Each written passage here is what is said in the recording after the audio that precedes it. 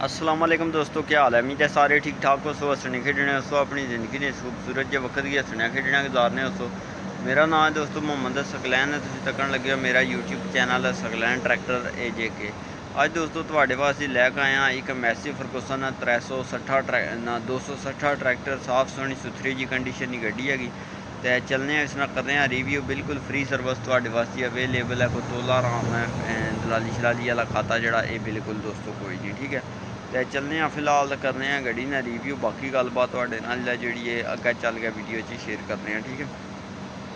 तो जी अजे तक तो हम वीडियो की लाइक नहीं किया, वीडियो की करो लाइक, चैनल की जो सब्सक्राइब नहीं किया तो थोड़ी देर सब्सक्राइब कर, घंटी वाला बटन ना लगे आ उसकी प्रेस कर गाल तो कर छड़े के मजीद आने वाली वीडियो है जी थोड़े तक पहुँची सके। आ जाओ चलिए तो करने गड्डी ना रिव्यू, बाकी गलबात थोड़े नाल अगे चल गया वीडियो शेयर कर।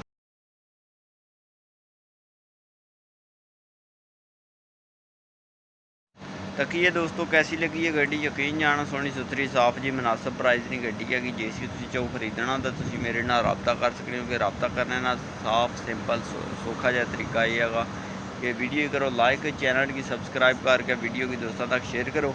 चैनल ही करो ओपन, डिस्क्रिप्शन में जाकर जनाब रबता नंबर कड्डो मेरा, चैनल ने डिस्क्रिप्शन में उतो जाकर रबता कर सकते हो तुम मेरे नाल, ठीक है। तो मिलने हैं दोस्तों नैक्सट वीडियो जिन्हें थोड़ी ख्याल रखे, अपना दुआवां याद रखे। बंदा है ना चीज़ की मोहम्मद सकलैन आखने, तुसें क्या आखने कमेंट करके अपना ज़रूर ना दस्यो कमेंट सैक्शन में। ख्याल रखे अपना, अल्लाह सुने।